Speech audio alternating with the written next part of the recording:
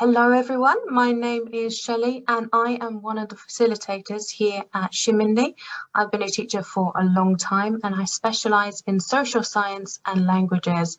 I hope you enjoy the class as we talk today about multiculturalism and global citizenship. In order for us to talk about this topic, we need to know what a global citizen is. So let's start with a definition. A global citizen is someone who is aware, knows about and understands the world that they live in. Now, this is not the easiest task. In order for us to be good global citizens, we need to keep questioning, be curious, and keep learning about our world. Let's look at some practical things that we can do. What makes a good global citizen?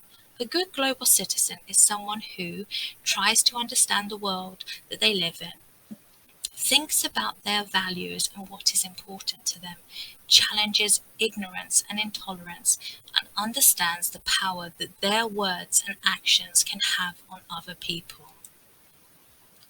As part of being a good global citizen is knowing about the world that we live in. Let's see what you already know about the cultures and languages around the world. Let's have a quick quiz. So you will have 10 seconds to answer each question, not enough time to look anything up, but enough time to think. And there are 8 questions in total. Let's begin. The first question, how many languages are spoken in the world?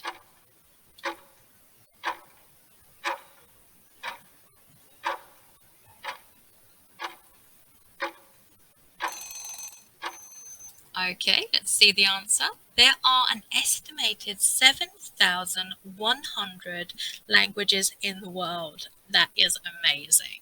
I don't know if you knew that there were that many. So we can see from looking at the language tree that many of the languages are related. So we can see that Hindi and Urdu are related, that Spanish, Portuguese, Italian and French are all related, as are English, German, Afrikaans and Dutch. Let's go to our next question. How many religions are in the world?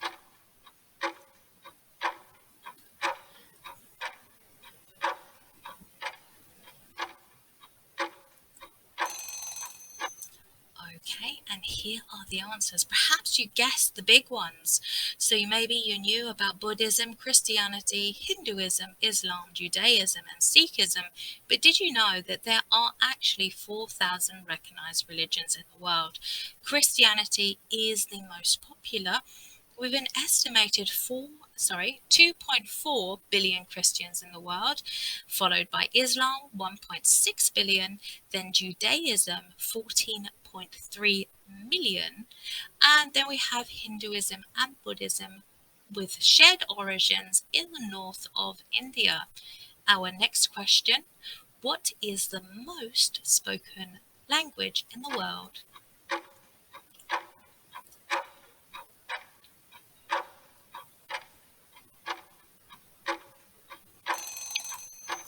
Perhaps you guessed that it was English, and it is estimated that around 1,130 million people speak English. This might be as a first language or a second language. Some interesting facts about English is that it is the language of the sky, so all pilots must identify themselves in English.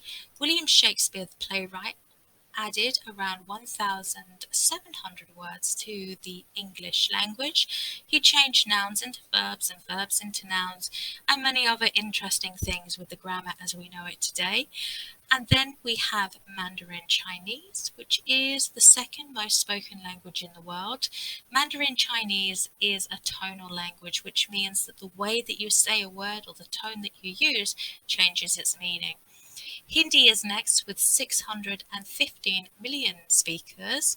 Hindi has had a huge influence on English. It's given English the words such as guru, jungle, karma, yoga, bungalow, cheetah, avatar, and many, many more. And then we have Spanish with 534 million speakers. Spanish is spoken in 22 countries and on 4 different continents. It's the most popular language to learn as a second language. And our next question, what are some of the oldest cultures?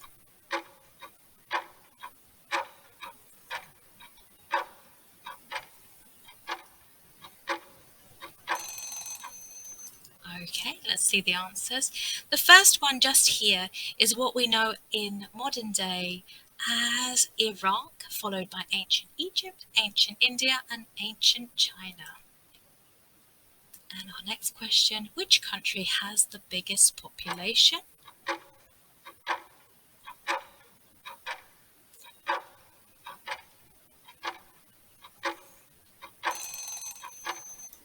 Okay, according to statistics from December 31st, 2021, the top 10 countries with the largest population are China, India, the United States, Indonesia, Pakistan, Brazil, Nigeria, Bangladesh, Russia, and Mexico. Okay, which is the smallest country in the world? So we're talking about land mass here.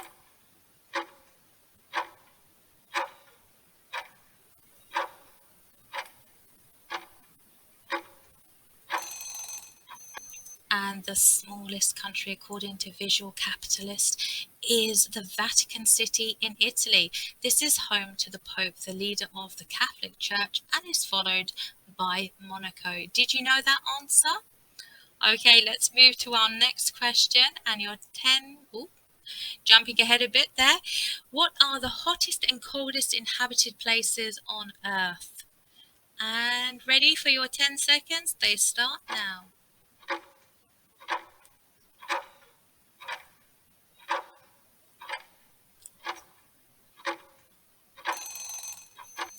Okay, let's see the answers. So the hottest place is in northern Ethiopia. This is not the hottest place ever recorded, but it has consistently been hot. So it has an average temperature of 35 degrees Celsius or 95 Fahrenheit. And the coldest place is in Russia with an average of minus 50 Celsius, minus 58 Fahrenheit. It is a remote village and is generally considered the coldest inhabited area on Earth. And our next question, which country has the most spoken languages?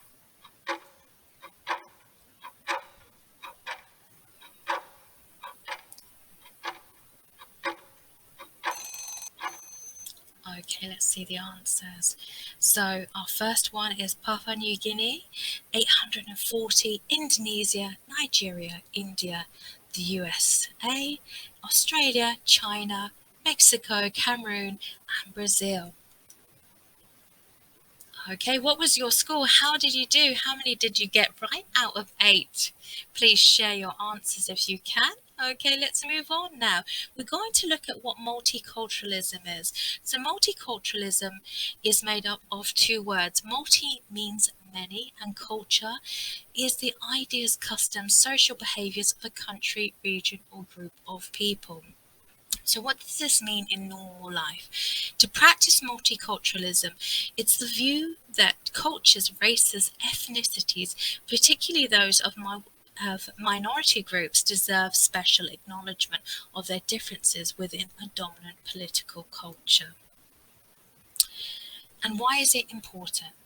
So if we practice multiculturalism, we recognize that we need to be open to different people. So we're showing open-mindedness. We are also active in dispelling negative stereotypes. And one of the most important things, showing how important multiculturalism is can actually prevent war and conflicts. This is extremely important as the UN reported that 1/3 of the country's major conflicts are caused by a lack of understanding of different cultures. Cultural diversity can promote peace, but it can also make our society more interesting, a more interesting place to live. And when we know different people from different cultures, we get to enjoy food, language, music, arts, literature, history, and religion, and so many more things. What are the dangers of not respecting multiculturalism? So the opposite of multiculturalism is monoculturalism. Mono meaning one. Some people are attracted to this idea as they believe it preserves the history of their forefathers. However, monoculturalists can soon become ethnocentric, i.e. they believe that they are better than other people. We can also go through a process of otherization. So to think of people as other means that we think that they are so different that we don't really see their humanity. And this means that we don't value all of their needs and wants and desires and see them as the same as ours. This has also led to many of the terrible things that we've had in history. So not only is it culturally ignorant, it also has led to things like colonization and, as we've talked about before, war. This is not to be confused with things like culture shock. Culture shock means that you maybe visit a different country and you think, oh, that's different, that's interesting. And you can find some things so different that they're more than interesting when you travel. Perhaps they're a little bit irritating, but you learn to love them after a while. Let's move on to an example of when ethnocentric behaviour has been used to justify bad behaviour. Okay, so many people might know that Black Americans have had a huge cultural influence in the US and in turn other English-speaking countries. But as with many people who are not native to the Americas, their history has not been an easy one, and this is still developing.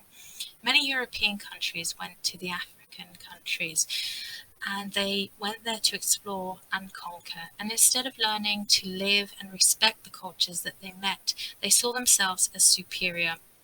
As a result, they saw the people as less than them and treated them as possessions to be bought and sold. At the same time, there was a need for labor in the North Americas. And what they did is they sold these people, and this started what became known as the slave trade. The slave trade existed between the 16th and 19th century, and many Black people were taken against their will. These were sold to white slave owners who made the Black people work their lands and treated them in a very brutal and horrible way. However, on the 18th of December 1865, the 13th Amendment was passed into the US Constitution, and this freed many Black slaves. It freed around 100,000 people. Soon after, we had the 14th and 15th Amendment, which offered citizenship and voting rights to men, regardless of the race, but not to women. After being granted this freedom, Black communities started to thrive. In many states, many Black people started to have good jobs, run good businesses, and have access to education. However, this angered some white people in the southern states of the US who did not like the fact that Black people were doing so well for themselves. They brought about what has become known as the Jim Crow laws, and these were supposed to offer separate but equal, but they never offered equal opportunities to Black people. So any facilities such as education, housing, anything like that were always less. They were far inferior to those that were offered to white people. They wanted to eliminate any aspects of multiculturalism and maintain racial and cultural segregation. But while white and Black people's facilities were supposed to be equal, they were never that. By the 1950s, these power abuses started to be questioned by what has now become known as the civil rights movement. Rosa Parks, who is the lady in the photograph that you can see, famously refused to give up her seat for a white passenger and moved to the back of the bus, and this started what became known as the 1955 bus boycott. And this was very important because the Black economy was so important to the buses. They really relied on Black passengers We also have a picture here of Martin Luther King, who took much influence from Mahatma Gandhi and his struggles against the British in India as a non-violent activist. And he was one of the most important black civil rights leaders, followed by different leaders like Malcolm X and Stokely Carmichael. Okay, so we're going to take 30 seconds and think about how maybe these people can help us influence our ideas towards multiculturalism and what is important.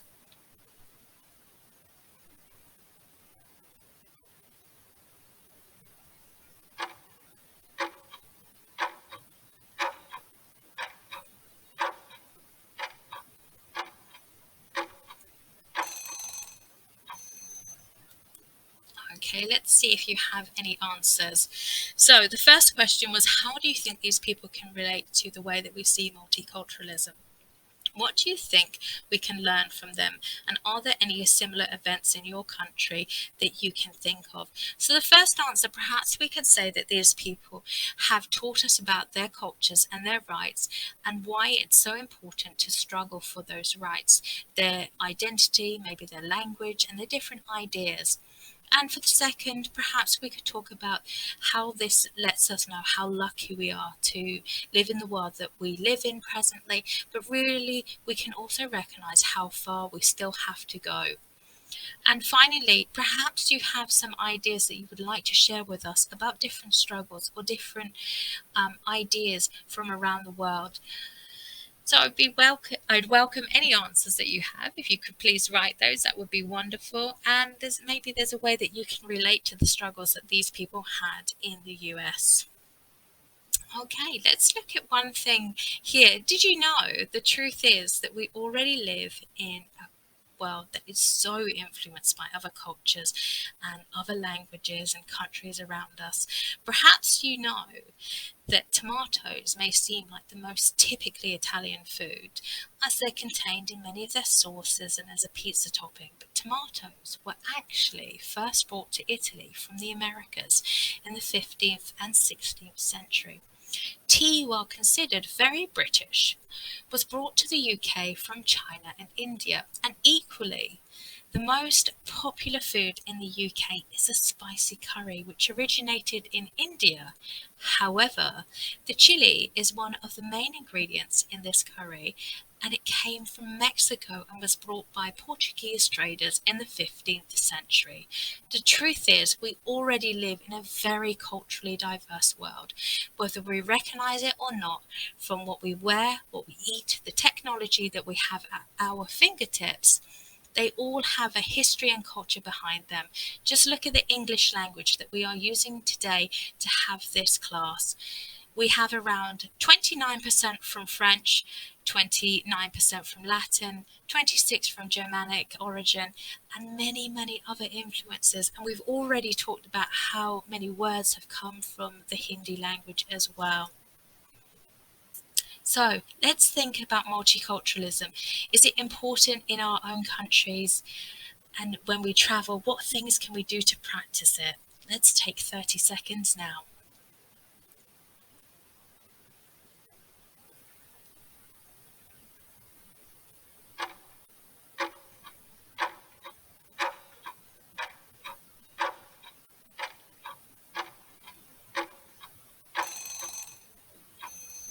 Okay, so that was so quick. I hope that you could think of some answers. Don't worry if you didn't have very many. We're going to look at some practical ideas. So how can we practice multiculturalism? We can do several things. We can do things in our own countries or when we travel. So here are some ideas. We can learn about other cultures. We can ask questions. We can try to make friends with different people who are different from us. We can learn a foreign language or sign language. We can visit a restaurant with food that's different from our culture or our country, and we can learn to cook a typical food. And it helps if you are interested in the place where that food comes from. And lastly, we can celebrate other cultures and find out why they are so beautiful. So that brings us to the end of our class today. We've looked at global citizenship, how to be a good global citizen, multiculturalism, and why we need these things. We have used a recent example in US and world history, which is applicable to many different countries around the world. And through this example, we can learn why respecting, understanding cultures is important to all of us. These are things that we can use both at home and abroad when we travel. I hope you've enjoyed it, and I hope to see you again in the future. Thank you. Bye bye.